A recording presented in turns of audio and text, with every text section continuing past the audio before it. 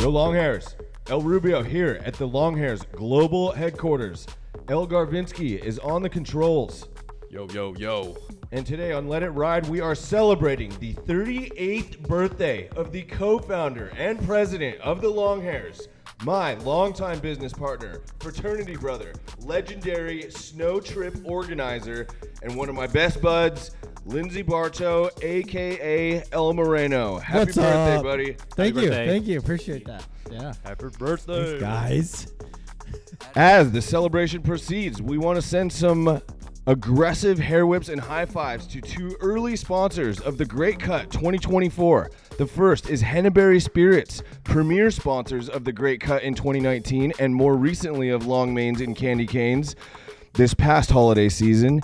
Preserving the 150-year-old recipe of his great-great-grandfather, an Irish immigrant, Matthew Henebery, our dear friend and San Diego entrepreneur Jesse Fanning has refined the craft of distilling this 90-proof rye whiskey infused with organic spices, resulting in a spirit worth celebrating. Also, WESTSIDE Love, another repeat sponsor. A street and activewear brand designing and producing high-quality, thoughtfully considered products in the spirit of the West Coast. As longtime friends with founder Jordan Stark and creative collaborator, we've encouraged and supported each other since way back in the day on the 8th and G block. Both of these fine companies are linked in the description. Please do go and check them out. It will mean a great deal to us. And neither one of them actually know they are sponsors yet. So this is a preemptive sponsor call out. And we know our boys got our back. That's what's up. So now, what you're really paying for. In today's episode, we have an artist, an athlete, a volunteer who nearly 5 years ago captured in stunning fashion the powerful and emotional moments we all shared together at the Great Cut in 2019. He is a professional photographer and videographer, an active volunteer for the Navy SEALs Foundation, and a newly engaged San Diegan native.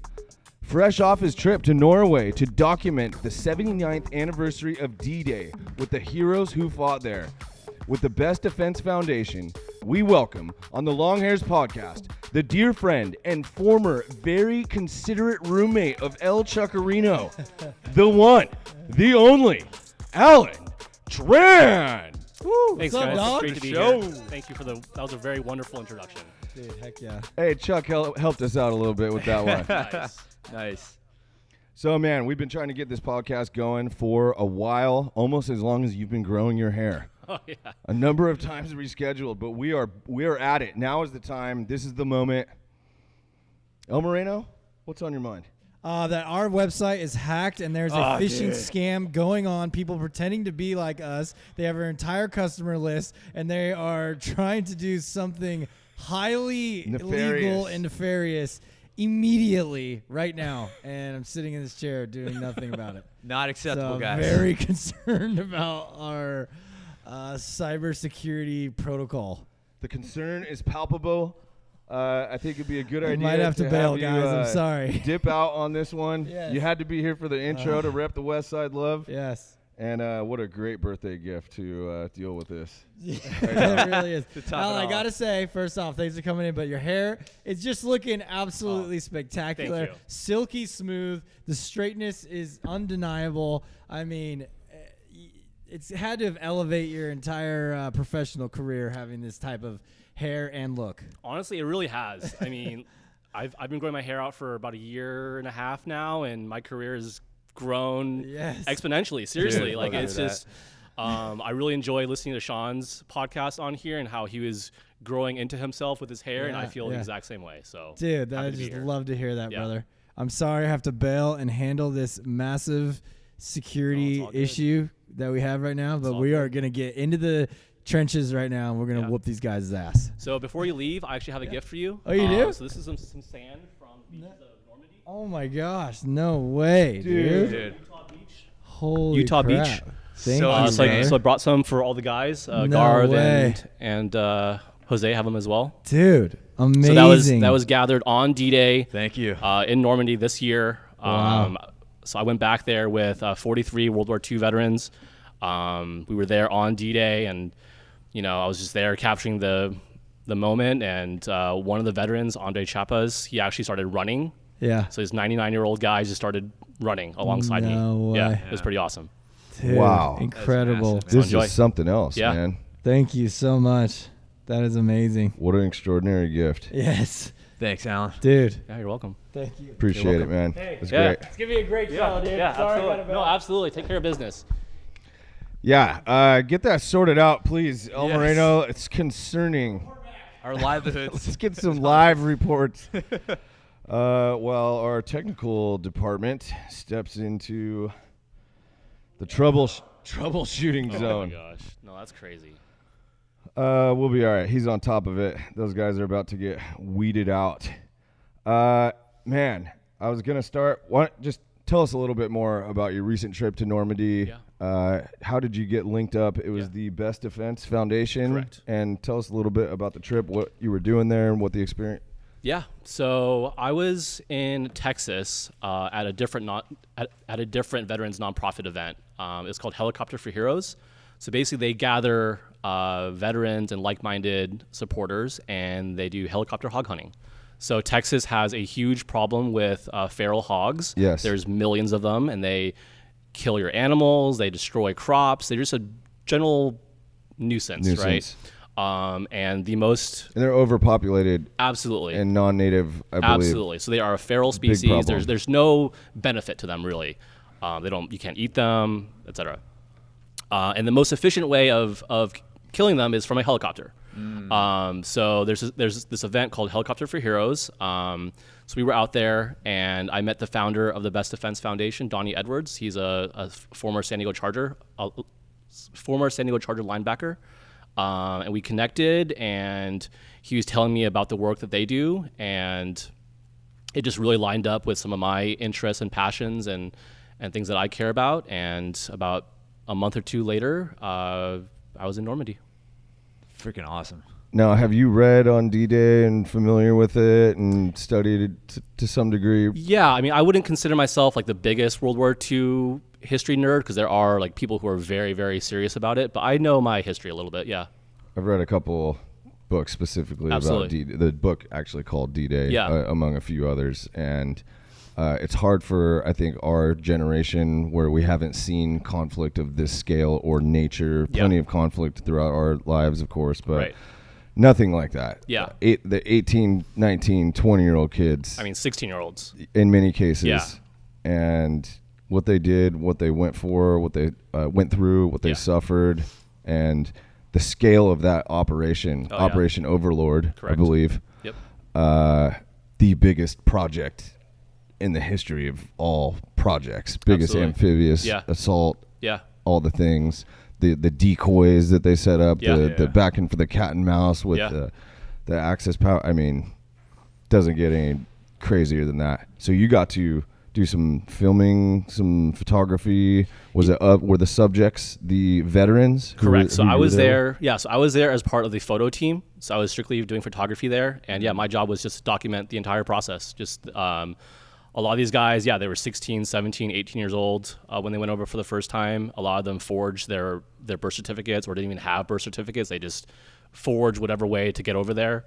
So for a lot of them, it was their first time coming back and really coming to terms with what they did 79 years ago. Wow. Wow, Yeah. man. That's and many of them. It was their first time going back. Absolutely. So one veteran in particular comes to mind. His name is Frank Mullen. The last time he was in the town of Carenton was when he was with the 101st Airborne, and he actually parachuted into the town and helped free that town pretty early in the war. So like being back to Carenton 79 years later and having the whole town throw this immense parade for you, like I'm talking thousands and thousands of people. Crowds filled to the brim, shoulder to shoulder, the entire town, cheering, waving American flags, waving 101st Airborne flags. This year or the This year. liberation? Yeah, Wow, this year. even now. Yeah, they're they still- celebrate every year. Wow. Every D-Day they come out and they throw a huge parade with like reenactors, with it's flyovers. It's insane. the whole thing. The whole thing's insane. It's Wow. it's totally surreal. It just felt like I was in a movie.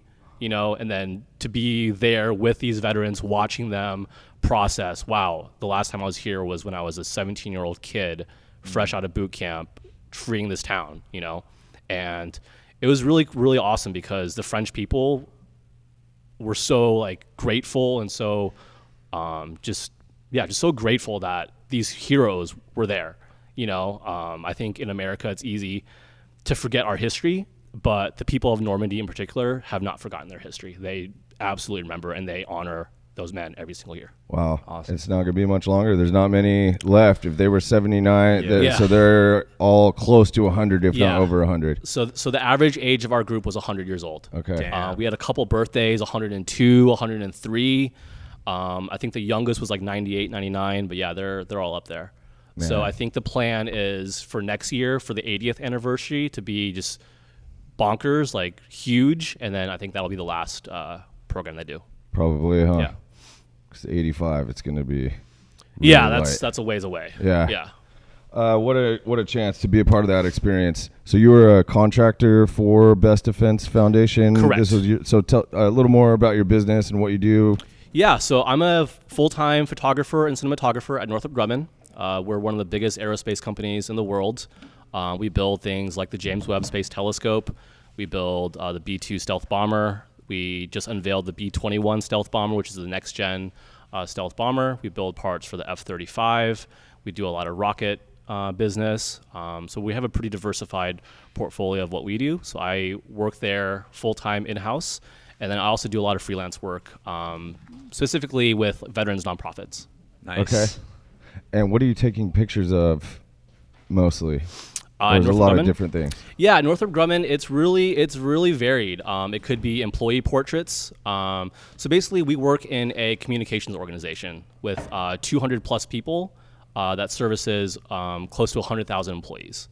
So think of us as like an in-house communications, marketing, ad agency for a very, very large company. Okay. So we do everything from our in-house quarterly magazine. We do employee communications. We do external communications, social media, original YouTube content, original Instagram content, program stuff, so like first flights, really everything.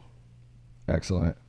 Now, has that opened up your freelance opportunities, whether it be clientele or your specialty? Yeah, I mean, it's definitely taught me a lot. I wouldn't say that I've gotten any new like business from Northrop Grumman, but no, I've learned a lot of really amazing skills that I don't think I could learn anywhere else. Where else do you learn how to film a aircraft? Like a experimental aircraft. There's just not many places that give you that opportunity. Yeah. So a huge company. Yeah. When you started growing the hair out, any pushback, any questions? No, not at all. Nothing. No, nothing. It's a pretty diverse company. We have a lot of veterans. We have a lot of there's a really diverse workforce there. So we have people with full sleeves. We have people with neck tats, head tats. Pretty much everything flies as long as you do good work and are a nice person. Pretty acceptable. Pretty acceptable. Good. Absolutely. Awesome. Yeah. Great to hear. Yeah. They're on our good list. Absolutely. Absolutely. So this is where I was going to start because it's nearest and dearest to our hearts. But tell us about the Great Cut, what work you were doing, what you were kind of doing on the day-to-day, on the minute-to-minute basis. How long were you there? Just give us a good overview of your experience and participation in the Great Cut. So I got linked up with the long hairs in general, living with Charlie, El Chuccarino, and we just started doing some video content together and just started hearing more about the long hairs and what you guys kind of believe in and your values and the work that you do. And then also the charitable aspects of your business and how you give back to certain causes, and that really resonated with me. And so when I found out about the Great Cut, I was all in. I thought it was going to be a really cool event. Anytime we have the opportunity to break a world record and help some kids with wigs, I think that's a really cool win-win. you know. When you were living with Chuck, and he was basically, we were all full time on the Great Cut, Yeah, so you were yeah. kind of roped in, whether Yeah. you probably if you wanted to or not. Yeah. No, it was definitely a lot of planning, a lot of logistics to pull off that huge event. As far as the day of, it was a very long day. I mean, I think Charlie and I woke up probably 4 or 5 a.m. and probably went to bed at 4 or 5 a.m. You know, and that day was the day I consumed the most amount of caffeine in my life. Damn. Like, I had probably 2 or 3 bangs, which are 300 milligrams of caffeine each. I had 4 or 5 like cold brews, and then I had I think a Monster or something at night. So it was a lot of caffeine, but it was that's just the pace of the day, you know. Yeah. And obviously, as the primary like video person, like I didn't want to like miss a event or miss a moment. Exactly. So just wanted to be on top of it, and caffeine definitely helped that day. What is the apparatus that you had? The hanging over. Yeah. It looked like the aliens machine gun. Yeah, so that's called a easy rig. Yes. It basically just takes the weight off your shoulders and moves it to your hips. So you can Yes. carry a camera all day long. 12 hours plus of Oh, yeah. carrying that thing around. Yeah. You had the long hairs, head wrap. I did. Rocking. Yeah. You were in full effect, Full effect. being everywhere at once. Yeah. How Dedicated. many people do you think you interviewed? Probably a dozen or so. Yeah. That's all. Yeah. Okay. Yeah. No, mostly I was focusing on just capturing the actual cutting of the hair, The things that were happening. kids' reactions to getting their hair cut. Yeah, things like that. Kind of behind the scenes sort of moments. Astonishing footage. The editing took, I don't know, at least probably a month to put together Yeah. our final recap video, Yeah. which I think came out to 23 minutes or Yeah. something. Yeah. And I'm not kidding, it still brings a tear to Yeah. my eye Yeah. every time Yeah. watching it. Yeah. Same. It's a classic. It's a classic. It captures the feeling and the mood Yeah. and the character and the love. Yeah. And That was a fun one. it's priceless. Yeah. Priceless. And there's still a lot of that footage that has not been produced into like a final cut, which Garv, you've been working a great deal with Yes. that footage, have you not? I have been going through the footage and definitely seen a lot of touching stories in there. One of the things I did want to ask you, going back into something like this, when we do content like this, it's usually we want to be very uninterruptive. We want to get the most true emotions and thoughts from it. During that day, was there anything that stood out for you? Any specific child recipient that was memorable? Yeah, I don't think there's one in particular, but just the overall sentiment of just these kids showing up, like young kids showing up from across the country donating hair because maybe some kid in their classroom had alopecia or was going through some sort of hair loss, just really inspired me to kind of step up my volunteerism a little bit. You know, like if these kids are showing up and donating and making an impact, then me as a 35 or whatever, however old I was at the time, I should probably step up a little bit, you know? Man, you worked extremely hard that day. Yeah. You Well really you took the attention, you took the care towards it that we all took towards making the event a thing. And it really shows in the final piece. Thank you. And we are eternally grateful for you being there. No, I'm eternally grateful for the opportunity to be there. Kick ass, right? Yeah. It really freaking Absolutely. worked out great. Absolutely. And then I guess it was later that year in 2019, you came with us to the Children with Hair Loss charity ball in Livonia, Michigan. That's right. And how was that one? Oh, that was fun. That was really fun. So that was my first time like seeing the like direct impact of the long hairs, right? Like you watch the videos and you hear, about it, but like seeing the actual kids receive their wigs, seeing the kids actually get their makeup done, get their outfits on point, and then working that runway, that was really, really cool. Really, really inspiring. They're smiling, they're laughing. Yeah. Garv, you were there. My sentiments as well. I wanted to jump in. That's like, right. as soon as I went there, and I met every person that was either a recipient or a volunteer, you could see the dedication in there, and to find out that our company is promoting something that's real and not out of just becoming a marketing gimmick. Sure. Was really what got to me. And everything you said, agree. It was just a huge impact in my life seeing that full on. Yeah, it was a fun trip. I think it's great for us in particular as young men, children with hair loss being, I don't know if I'd say a more feminine organization, but most of the kids they help are girls. Most of the staff and volunteers are women. Hair is kind of historically, Right. it tends to be like more of a girly thing. So Right. there is a little bit more feminine energy to the organization and their events as a whole. And I think for us to be there as young men, bringing really positive, very caring, masculine energy, showing that they are important to us, the kids and the organ and the cause and just everything, that it's important enough for us to be there. I think we serve a very unique role in being there. Absolutely. And every time we get to bring other colleagues or whoever's coming with us on that trip, it adds a little bit more to the value that we bring to children with hair loss. A little more sauce. A little more Absolutely. sauce. Yeah. Definitely. Yeah. Every time. Well, you've been a fantastic participant and supporter and being involved in all of those things going forward. So we appreciate it, man. No, you're very welcome. And I'm looking down forward that. to cutting this off. And when is it? March? Okay. So you at the Great Cut in 2019, you had in fact short hair. Very short hair. You had never had long hair No. up to that point. No. Is it coincidence that you grew it out? Do you see what you like? What you see? We gotta know What? now. Tell us Why? the hair story. Yeah, absolutely. So I started growing my hair out probably like a year and a half ago. I mean, there wasn't really like any like crazy like deep story behind it. I just didn't want to get a haircut and just liked how my hair was kind of growing a little bit longer, and I just let it ride. And You just have to do nothing, basically. Yeah. It will, the natural. Yeah. And I started growing it in like September. So like the awkward stage for me was during winter, which was very, very easy. I just wore a beanie. I just wore a hat.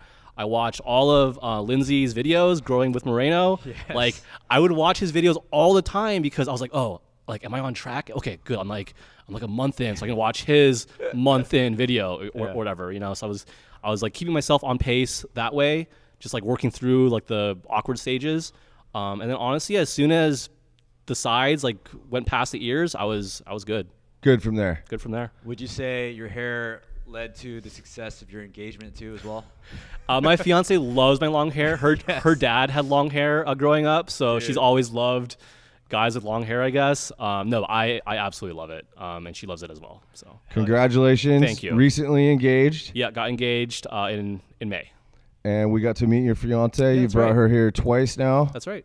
And just thrilled for you. Yeah, thank Getting you. the plans in the works. Yep, still trying to figure out the whole wedding planning, but we're making some progress.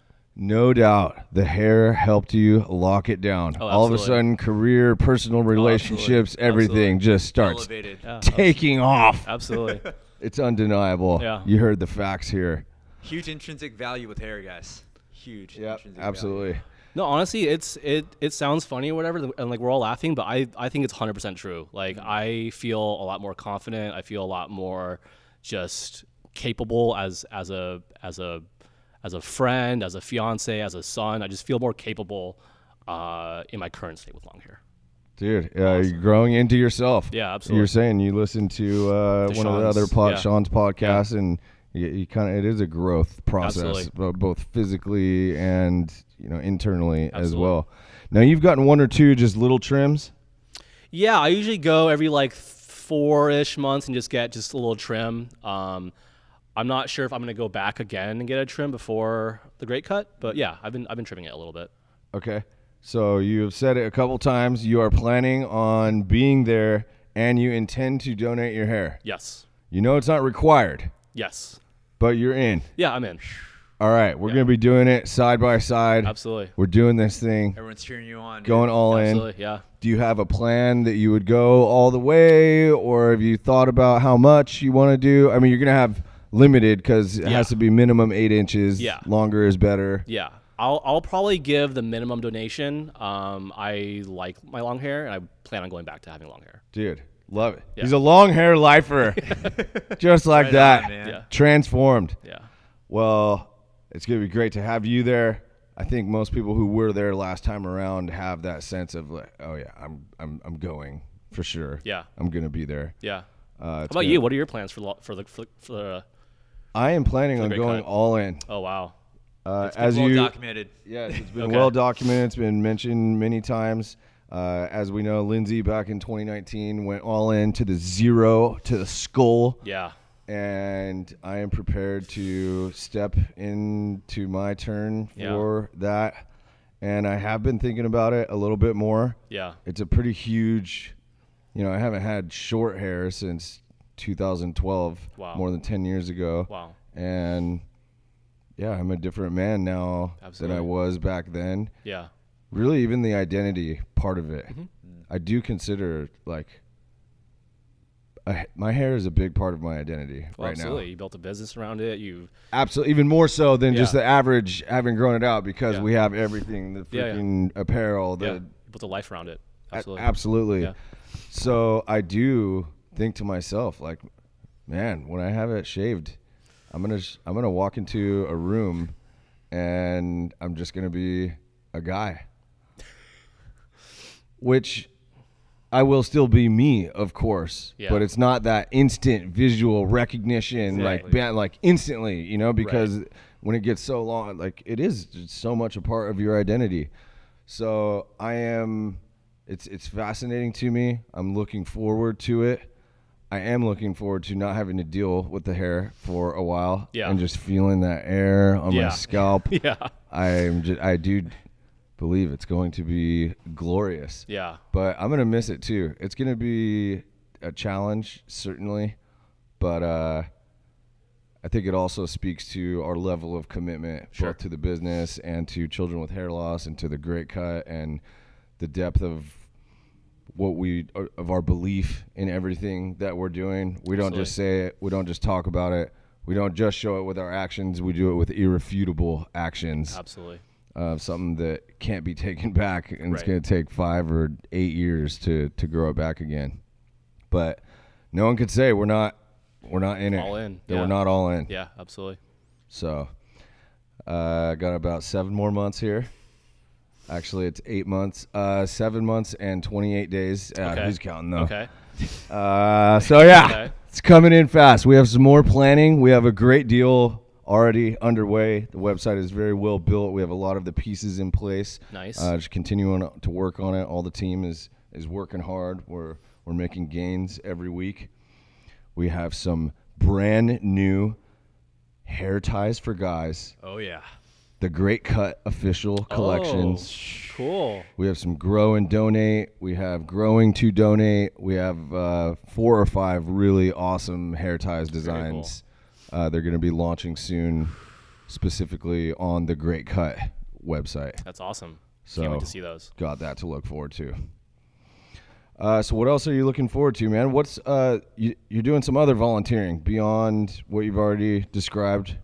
Yeah, so the Navy SEALs Foundation. So I haven't done anything with them in a little while, but that's kind of how I got started in this whole veterans nonprofit space. Was I have a bunch of Navy SEAL friends, just growing up in San Diego, and I did a shoot for the Navy SEAL Foundation in 2018, and just kind of got looped in with that group, and that's how I met my dear friend John Devine. He's a dog trainer by business, and he started Rescue 22, which is a veterans nonprofit which trains rescue dogs and repurposes them as service dogs for veterans. Awesome. So it's kind of like saving 2 lives at a time almost. Okay. Yeah. So you do some help? Yeah, so I've done a lot of their photography and video work. Just over the years, I've documented a lot of their what are called dog integrations. So basically when they take a trained dog to the actual person that the dog will be placed with, and just kind of hone up the skills a little bit, just kind of sharpen the skills a little bit. So you can capture some of that experience when it's actually coming together. Yeah, absolutely. And one of the coolest moments for me was capturing the integration for Kelsey Leinhart. She was a 19-year-old Marine who was paralyzed from the waist down during the withdrawal from Afghanistan. She was 19 at the time, suffered some pretty rough injuries, and has been doing a lot of physical therapy over in Chicago. I spent a few days with her, and she's doing like pool PT. She's doing like all this like core stabilization stuff, and it was just really, really touching to see how much work she's put in, just how, despite being so young, never really giving up on life, because she realizes, hey, there's 13 other people who died in that attack, and they were all very young, and they didn't have the opportunity I have, So just seeing that much wisdom and tenacity at such a young age really inspired me. Right on. Alan, really quick, a lot of people in this field, photography, filmmaking, they have aspirations to do something really creative. It could be music videos or actually make films. How did you end up in this military patriotic zone? Yeah. So for me, it's always been about purpose. What is the purpose of what you're doing? So not knocking people who want to make films and do all that stuff. To me, that's just not fulfilling. For me, it's all about serving others and serving something greater than yourself. And I think an easy way of doing that is to honor the veterans and the warriors that have fought for this country and have sacrificed so much to give us the freedoms we have today. Absolutely. Where does that come from for you? So my parents came from Vietnam. They came from nothing, and they worked very hard to give us the life that we have. And I'm just very grateful for the freedoms that this country has given me. My sentiments as well. Yeah. My family's also from Vietnam. Cool. And a lot of things that this country stands for is not to be taken lightly. A lot of people have died and stand for it. So for you to understand that coming from a younger generation is rare. So it's awesome. I think it's so impactful for me right now, just because I just got back from Normandy. Like, it's very fresh on my mind. Yeah. The very real sacrifices that were made to get us to where we are today. Exactly. It's not like some history book far away and some esoteric thing. No, I sat with these 43 guys who bled and sacrificed so much to have the freedoms we have today. A direct correlation to us. Yeah, absolutely. Which really gives you a spirit of gratitude. Absolutely. Huge. Every day. Yeah, I mean, my time in Normandy, like I tell people, it was like hanging out with 43 grandparents, just hearing their stories, and just like, I don't think men are built like that anymore. Like, for better or for worse. Like, it's just, I mean, probably worse, but like the greatest generation. Absolutely. Like that really, like I've heard that term all my life, and now I truly do understand why they're called that. And it's 100% true. Yeah. Yeah, it's quite a phrase. Think about that often. Yeah. Even from the standpoint of craftsmanship or the way that you approach your work. Yeah. I don't know. There was a lot of wisdom. Our elders have a great deal of wisdom and experience. Absolutely. And always showing our greatest respect and appreciation for them, I think, is prudent. And we could do that by basically carrying on these values and absolutely putting in our work and whatever else that we can get our hands on. Yeah. So how do you get clients on the freelance side? Is there a place where our audience can check you out, follow along? Yeah, absolutely. If they're looking for a job that might be a good fit, for example, where can they connect with you? Yeah, so you can find me on Instagram. I'm just Alan Tran, ALANTRAN, and then my website's alan-tran.com. I'm pretty selective with who I work with. I mean, I have a full-time job already, and I have a fiance now, but I'm always willing to take on projects that are, one, interesting, and also fulfill some sort of service component. So yeah, definitely always open to having those conversations. And yeah, I don't really market my work at all. I let my work kind of speak for itself, and then just by word of mouth, really, I get connected to people, and I think that's really the best way of doing things. Substantial. Yeah. Nice. We'll have you linked up, website and your IG on the post for the podcast here. Yep. And if you don't catch him there, you can meet him at the Great Cut on March 16th, 2024 at the Port Pavilion on Broadway Pier, where the long hairs, with the help of children with hair loss, our family, friends, volunteers, and haircutting professionals, will attempt to break our own Guinness World Records title for the most hair donated to charity in the history of mankind. And every ounce is going to count. And Alan, that hair is not going to be terribly heavy. So I thought I was going to go in there like, I got a pound of hair or something. And it was like 8 ounces or 9 ounces. I was a little disappointed with my weight, but the length was there. So we have fine hair. Garv, you too. All of ours together might be a pound if we're lucky, which just shows that we're going to need a lot of hair donors to hit that 340 pounds will be the new world record should we succeed. What was the record last time? 339 pounds. Oh, okay. 0.14. Okay. And it was 338 prior to that. Okay. We got our 340 work cut out for Nice. us. We got a target. We're gonna crush headed it. for it. Sure do. We're gonna do it. Well, it's going to be great having you there. Absolutely. And please Can't come wait. by often between now and then. Absolutely. And we'll see what we'll do in terms of video or photo. But however it works out, we'll just be pumped to have you on scene. You will be Alan transformed. Got him. Hey, well, thanks for coming on the show, Alan. It's great hanging with you always. No, my pleasure. Thanks for having me, and always happy to see you guys, and always just rooting for you guys. Thanks always. for the gifts, by the Oh way. yeah, absolutely. Yeah, These this are is awesome. exceptional. Really excited about that. All right, man. Until next time, thanks for tuning in. Keep letting it ride. See you.